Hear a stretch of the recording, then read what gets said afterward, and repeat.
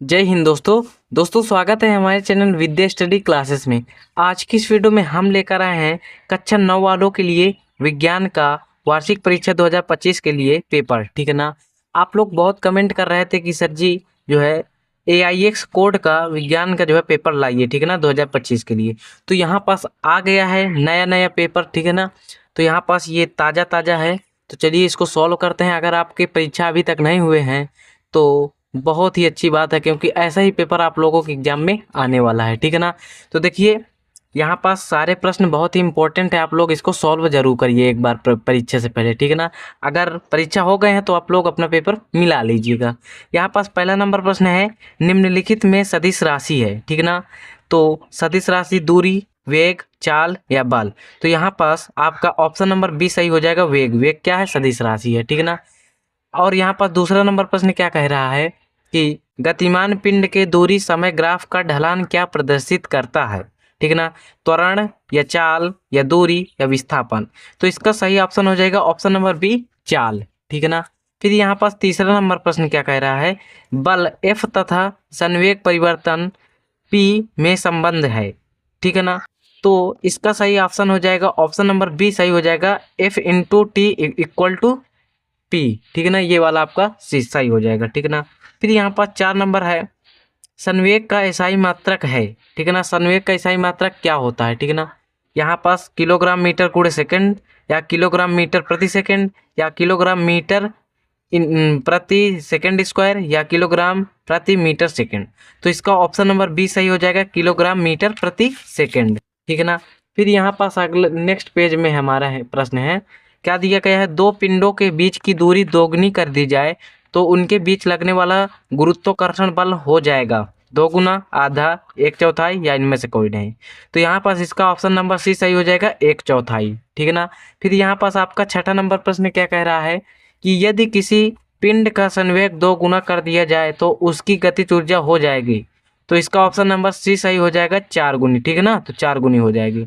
यहाँ पास 7 नंबर है, तरंग का वेग v, आवर्तकाल t तथा तरंग दैर्ध्य अल्फा में संबंध है। तो देखिए अल्फा वाला वो एक फार्मूला होता है, v बराबर क्या होता है, v बराबर अल्फा फन टी, ठीक है ना।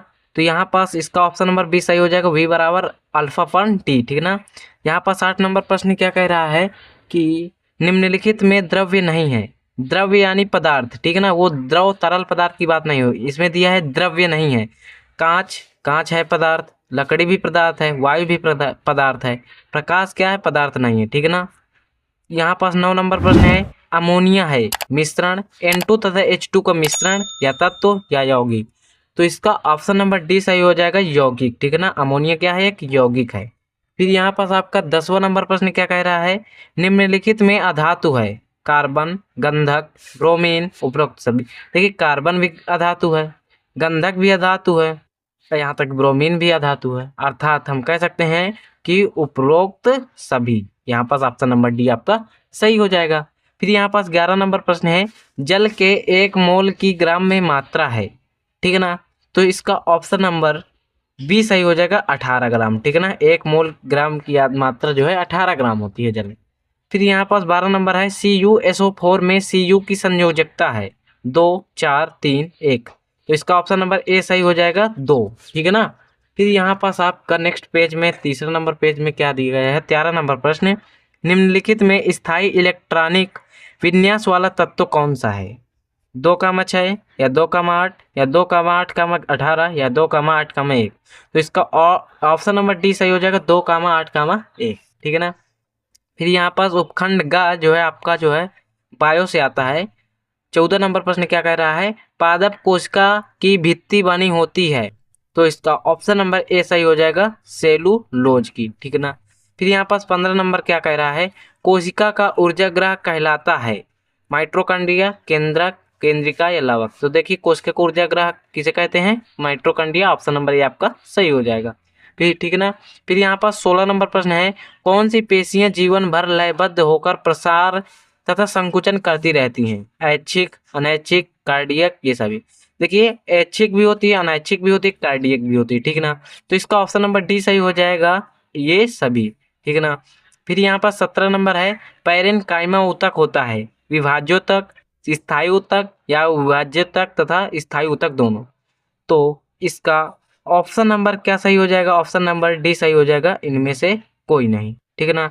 फिर यहाँ पास आपका 18 नंबर प्रश्न है, ऊतकों का निर्माण होता है अंग तंत्रों से या एक जैसी कोशिकाओं से या अंगों से या उपरोक्त सभी। तो देखिए ऊतकों का निर्माण किससे होता है? एक जैसी कोशिकाओं से। ऑप्शन नंबर डी बी आपका सही हो जाएगा, एक जैसी कोशिकाओं से। 19 नंबर प्रश्न है, पशुओं के लिए चारा प्राप्त किया जा सकता है बरसीम से, सुड़ान घास से, जई से या इन सभी से। देखिए पशुओं के लिए चारा प्राप्त किया जा सकता है, बरसीम से भी किया जाता है, जई से भी किया जाता है, सुड़ान घास से भी किया जाता है। तो इसका ऑप्शन नंबर डी सही हो जाएगा, इन सभी से। ठीक है ना। फिर यहाँ पास आपका 20 नंबर प्रश्न क्या कह रहा है कि निम्नलिखित में तेल प्रदान करने वाला पादप है। तो तेल किससे प्राप्त होता है? तो सूरजमुखी से होता है। तो यानी ऑप्शन नंबर बी आपका सही हो जाएगा, सूर्यमुखी। तो यहाँ पास 20 नंबर प्रश्न का आपका काम हो गया। ठीक है ना। अगर आप लोगों को जल्दी पेपर चाहिए तो आप लोग जो है टेलीग्राम ग्रुप को ज्वाइन कर लीजिए। ठीक है ना। वहाँ पास मैं सबसे पहले जो है पेपरों को सेंड कर देता हूँ जैसे ही मुझे मिलते हैं। ठीक है ना। आप लोग भी अपना पेपर वहाँ सेंड कर सकते हैं, डिस्क्रिप्शन में लिंक मिल जाएगा। ठीक है ना। अब यहाँ पास खंड व वर्णात्मक प्रश्न है उपखंड का। क्या कह रहा है? पहला नंबर देखिए आपको एक समीकरण सिद्ध करने के लिए जरूर आता है। ठीक है ना। तो गति के द्वितीय समीकरण S equal to u t plus half a t square का निगमन कीजिए। निगमन मतलब सिद्ध कीजिए। ठीक है ना। फिर दूसरा नंबर है जड़त्व तो किसे कहते हैं? जड़त्व का नियम लिखिए। हथौड़े को जमीन पर पटकने से हथौड़ा हत्थे से में कस जाता है, क्यों? समझाइए। ठीक है ना। देखिए अर्धवार्षिक पेपर में जैसा आया था ना, बहुत सारे प्रश्न उसमें से इसमें मिल रहे हैं। ठीक है ना। ये वाला अर्धवार्षिक में भी आया था। अब यहाँ पास हमारा तीसरा नंबर प्रश्न क्या कह रहा है? कह रहा है कि 50 किलोग्राम तथा 120 किलोग्राम के दो पिंड परस्पर 10 मीटर की दूरी पर रखे हैं, उनके बीच गुरुत्वाकर्षण बल का परिकलन कीजिए। जबकि G इक्वल टू 6.67 गुणे 10⁻⁻11 न्यूटन मीटर स्क्वायर प्रति किलोग्राम है। इसको सॉल्व कर सकते हैं। या दूसरा है 60 किलोग्राम भार का एक व्यक्ति 30 सीढ़ियां जिसमें प्रत्येक की ऊंचाई 20 सेंटीमीटर है 20 सेकंड में चढ़ जाता है, व्यक्ति द्वारा किए गए कुल कार्य तथा उसकी सामर्थ्य की गणना कीजिए जहां G बराबर 10 मीटर प्रति सेकंड स्क्वायर हो। देखिए ये 4 नंबर का प्रश्न था और ये है आपका 6 नंबर का प्रश्न। ठीक है ना। यहाँ पास अगर ये नहीं आ रहा है तो अथवा में भी दी गया है। अंतर स्पष्ट कीजिए। अनुप्रस्थ तथा अनुदैर्ध्य तरंगों में 3 अंतर। ठीक है ना। इसको कर सकते हैं और इसको कर सकते हैं संतुलित तथा असंतुलित बलों में अंतर। आप लोग इसे करिए या इसे करिए, 6 नंबर आपको मिलने वाले हैं। ठीक है ना। तो यहाँ पास थोड़ा डीजे बज रहा है तो आप लोगों को जो है दिक्कत हो सकती है। यहाँ पास फिर हमारा उपखंड खा है। 5 नंबर है गर्मियों में घड़े का जल ठंडा क्यों हो जाता है? ठीक है ना। ये 2 नंबर का है, इसको कर सकते हैं। फिर खा नंबर है गर्म शुष्क दिन में कूलर अधिक ठंडा क्यों करता है? यहाँ पास 2 नंबर का ये भी है। फिर यहाँ पर 6 नंबर प्रश्न है वास्तविक विलयन तथा कोलाइडी विलयन को उदाहरण सहित जो है समझाइए। यहाँ पास ये 4 नंबर का होने वाला है। फिर 7 नंबर है परमाणु को परिभाषित कीजिए तथा डाल्टन का परमाणुवाद स्पष्ट कीजिए। ये 6 नंबर का रहने वाला है।